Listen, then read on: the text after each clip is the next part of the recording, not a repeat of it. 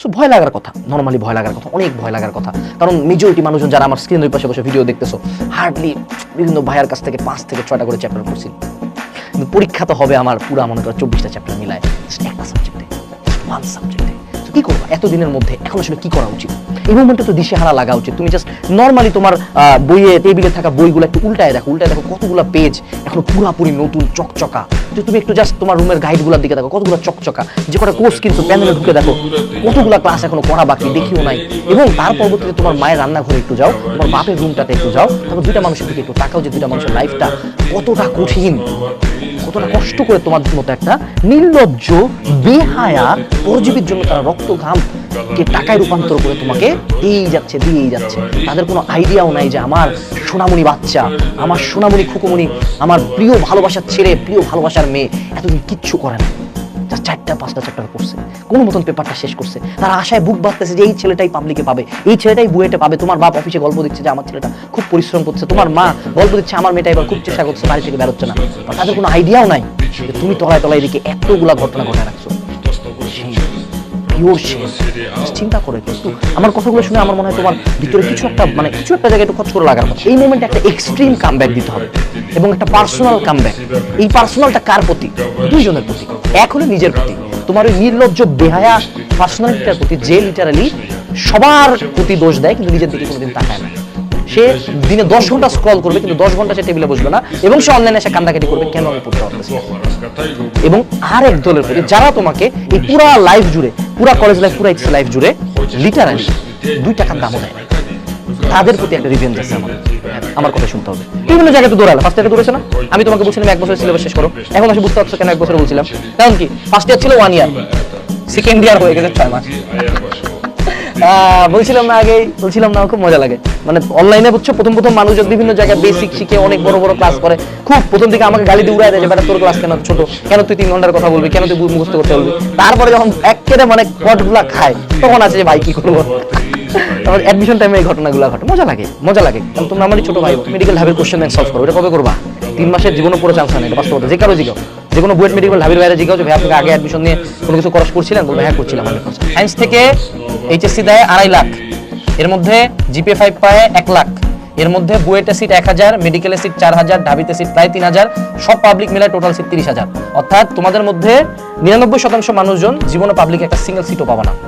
তো আমার মনে হয় তুমি 1% থাকতে চাও, যতদূর আমার বিশ্বাস। তুমি কি কামব্যাক দিতে চাও? Make a decision. এই ডিসিশন কেমন? হ্যাঁ ভাই দিতে চাই, আমি কামব্যাক দিতে চাই, সবাই কামব্যাক দিতে চায়। কামব্যাক দেওয়া কি করো প্রথম দিন? আরে আজকে আমি ফাড়াই দিব, আজকে থেকে আমি খুব ভালো ছাত্র হয়ে যাব, টেবিল টুবিল গোছায় একটা রুটিন লাগাইছে, 1 দিন 2 দিন 3 দিন গন, আবার স্ক্রল 1 সেকেন্ড সেম র্যাবিট হলে গেছে। এই সেকেন্ডটা ভাঙতে হবে। এই সেকেন্ডটা কেমনে ভাঙবা? একটা ডিসিশন নিতে হবে। ডিসিশনটা কেমন? যে একটু নিজেকে একটু ইনসাল্ট করে, নিজের প্রতি হেট আনে, নিজের প্রতি আঙ্গুলগুলো তুলে যে তুই দেখ তুই যে আজকে লাইফের এরকম একটা লোয়েস্ট অফ দ্য লোয়ে আছিস। কারণ তোমরা অনেকে আছে না, তোমরা রিয়ালিটি থেকে ভাগে বেরাও, কন্টিনিউয়াস স্ক্রল করো পুরোদিন, কিন্তু ঠান্ডা মাথায় চিন্তাও করো না যে আচ্ছা আমি যে যাদের সাথে কম্পিট করবো বুয়েট মেডিকেলে, আমার তো খুব ডাক্তার হওয়ার স্বপ্ন, মানে ডাক্তার নিয়ে ইরিট শেয়ার দিয়েছে 3টা, বুয়েটে পড়তে চাই, বুয়েট নিয়ে 4টা শেয়ার দিছি, আনাস ভাইকে 2টা গালি দিয়ে আসছি, কিরে তুই তো বুয়েট থেকে বের করে দিল, কেমন লাগতেছে? সব বুঝলাম, কিন্তু কথা হলো আমার কত প্রিপারেশন আছে। তুমি তোমার রিয়ালিটি থেকে পালানোর জন্য মেলা জায়গায় দৌড়ায় বেড়াচ্ছ, কিন্তু স্ক্রল করে বেড়াচ্ছ, অনেক কিছু করছো, কিন্তু কোনোদিন কিন্তু টেবিলটাতে বসে ভাবতেছো না যে আচ্ছা এ ভাই পরীক্ষা না 1.5 বছরও নাই, আমার চ্যাপ্টার হচ্ছে 4টা, ফার্স্ট পেপারও শেষ করতে পারি নাই, সেকেন্ড তো দেখিও নাই, ম্যাথও করি না, দিনে 8 ঘন্টা করে ফোন চালাই। তারপর আমি ভাবি যে কোনো এক অলৌকিক কারণে হঠাৎ করে যে আমি সামনে কোনো একদিন ডেভিড গগিন্স হয়ে সবকিছু শেষ করবো। ডিসিশনটা নিজের রিয়েলাইজেশন থেকে নিতে হবে। এই ডিসিশনটা হবে আফটার রিয়েলাইজেশন যে আমি কত বড় একটা পিস অফ শিট, কিন্তু এই পিস অফ শিট ফিলিংসটা নিজের মধ্যে আসাটা good thing. Now you know যে তুমি একটা ফাঁকা পোস্ট, এখন তুমি এটা ঠিক করবা। ভুলটাকে রিয়েলাইজ করতে হয়। কার দোষ? ওই ভাই পড়ায় না, ওই ভাই তুই বুয়েটে চান্স পা, তুই এইচএসসিতে ফেল কর, ওর ভাইয়ের কি করবি রে? তুই পোস্ট দিবি, দে, কি হইল এটাতে? তোর লাইফ তো এটা। সো ডিসিশনটা তুমি fixed, if I die I die, মরলে মরবো, পড়তে যায় কেউ মরে নেই। আমার মনে হচ্ছে বন্ধুকে বাপ মাকে বলছে আরে হচ্ছে পড়া, 10 ঘন্টা পড়তেছি, সবই তো শেষ। আজকে টেবিলে 2-3 ঘন্টা টাইম নিয়ে সবগুলা বই নিয়ে বসে লেখো তো কোন কোন চ্যাপ্টার পড়া হয়েছে, তারপরে বসে লেখো কি পড়া হয় না। তুমি দেখবে যেগুলো পড়া হয়েছে ওগুলো 2 পৃষ্ঠার মধ্যে শেষ, 10 পৃষ্ঠা বেরোছে, এগুলো আমি পড়িও নাই কোনোদিন, কিন্তু এইচএসসিতে আসে, অ্যাডমিশনের কথা তো বাদ দিলাম। এই লিস্টটা করতে হবে। করে এটা হলো অ্যাসেসমেন্ট যে আমি এখন জানি আমি কোন জায়গায় দাঁড়াচ্ছি, ম্যাপ এটা, যে ম্যাপের এই পয়েন্টে আমি দাঁড়ানো, এবার কোথায় যাবো ওই জায়গায় যাবো। দেখো তোমার টেবিলটার দিকে একটু তাকাও তো, তোমার ফোনটাতে একটু লগ ইন করো, তুমি একটু তোমার ফেসবুক আইডিতে যাও তো, কয়টা ফেসবুক গ্রুপে আছো কোর্সের, কতগুলা কোর্সের এনরোলমেন্ট আছে তোমার কাছে, খেয়াল করো তো বাবা। মিনিমাম 5টা কোর্স কিনছো, তুমি একটু জাস্ট তোমার রেগুলার ডেইলি রুটিনের দিকে তাকাও তো, কয়টা টিচার কাছে পড়ো তুমি, তোমার একটু টেবিলের দিকে তাকাও কতগুলো এক্সট্রা গাইড কিনছো। এমন অনেক গাইড আছে না, পেজগুলো নতুন, বইগুলো টুলটা দেখো তো কতগুলো পেজ নতুন না। তুমি কি ভাবছো তুমি হলা ভাস্কো দা গামা, তুমি হলা শেরে বাংলা একে ফজলুল হক, যে একটা চ্যাপ্টার একবার দেখলাম, তুমি হলো চিত্রিদা রোবট, এরকম করে দেখবা বই শেষ, কিছুই তো করতে পারবে না, কারণ কি তোমার সোর্স ফিক্স নাই।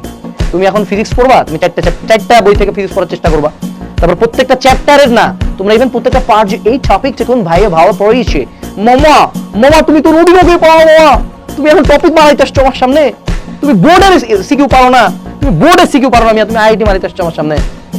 এগুলা নাটক বাদ দাও, টেবিল থেকে অপ্রয়োজনীয় বই বাদ দাও, সবগুলো অপ্রয়োজনীয় ব্যাচ বাদ দাও, সবগুলো অপ্রয়োজনীয় প্ল্যাটফর্ম বাদ দাও, দরকার হলে আমার ভিডিও যদি তোমার কাছে অপ্রয়োজনীয় লাগে ওটাও দেখা বাদ দাও, যা তোমার লাগবে না, যেই জায়গায় তোমার 1 মিনিট সময় নষ্ট হচ্ছে বাদ দাও, মানুষ যদি হয় অপ্রয়োজনীয় বাদ দাও, ডিক্লাটার করো, ফোন থেকে অপ্রয়োজনীয় যত অ্যাপ সবগুলো আনইনস্টল করো, টেবিলটা গোছাও, রুমটা গোছাও, অপ্রয়োজনীয় বই স্টোর রুমে রাখে আসো, দেন একটা ফ্রেশ স্টার্ট দাও। ডিক্লাটার করলে তোমার ব্রেন তখন ফোকাসড, ও জানে জানা ঠিক আছে এখন আমার সামনে 4টা বই আছে, 4টা বই পড়তে হবে। স্টুডেন্ট আমি পাইছিলাম কয়েক বছর আগে, ভাই ফিজিক্স সেকেন্ড পেপার পড়ি নাই, বলছে ফিজিক্স কয়জনের কাছে পড়ছে, এখন পর্যন্ত বলছে ভাই 5 জনের কাছে পড়ছি। আমার ওই যদি আমার বোন হইতে এমন একটা থাপড় দিতাম, থাপড়া দিতাম ভাই, বিশ্বাস করো, কারণ তুমি 5টা টিচার তোমাকে ফিজিক্স শেষ করাতে পারেন না, কেন তোমার মনে হয় যে 6 নাম্বার টিচারটা তোমার শেষ করাই দিবে? 6 নাম্বার টিচারটা তোমাকে নিজে হইতে হবে, নিজে ক্লাস করবা, নিজে পড়বা। এখন আলাদা নতুন করে টিচার যাদের টাকা আছে নিতে পারো, বাট একটা extra teacher won't change anything, কিছু চেঞ্জ হবে না, হঠাৎ করে নাই, আর এনার্জি পাইতেছো না, তখন কি করবা? আবার সেম সাইকেলে যাইতে হবে।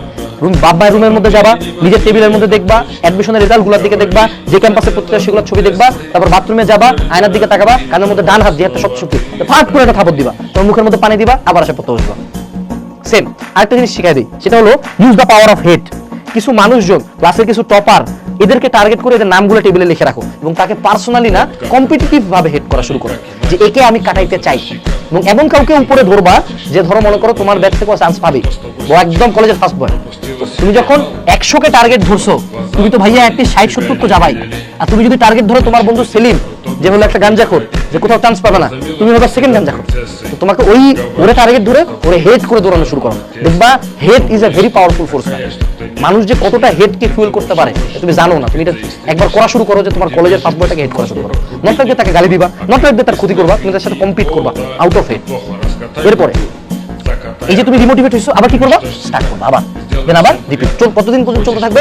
যতদিন পর্যন্ত পুরা এইচএসসির সিলেবাস আমার আয়ত্ত না চলে আসে, যতদিন পর্যন্ত আমি বুক ফুলা বলতে না পারি যে এই এইচএসসি 2টা পেপার মিলায় কার বাপের শব্দ আছে, আমার তুই ইম্পর্টেন্ট টপিক আটকা। ইম্পর্টেন্ট টপিক কেন? এগুলো এইচএসসিতে আসবে, তুমি চাইলেও ক্রোমাটোগ্রাফির বাপ হবে না, ক্রোমাটোগ্রাফি আসেও না কোনোখানে, ঠিক আছে, একটা এমসিকিউ আসবে, আমি কথার কথা বললাম। এই ওভারঅল হলো তোমার প্যাথ হয়ে, এই ওভারঅল হলো কাম ব্যাক দেওয়ার উপায়। একটা ভালো উপায় বলি, পারলে ফোনটা মায়ের কাছে জমা দাও, যখন ক্লাস করবা দিনের 2 থেকে 3 ঘন্টা টাইম বের করো, তখন মায়ের কাছ থেকে ফোন নিবা, ক্লাস করবা, আবার দিয়ে দিবা। That's the best way.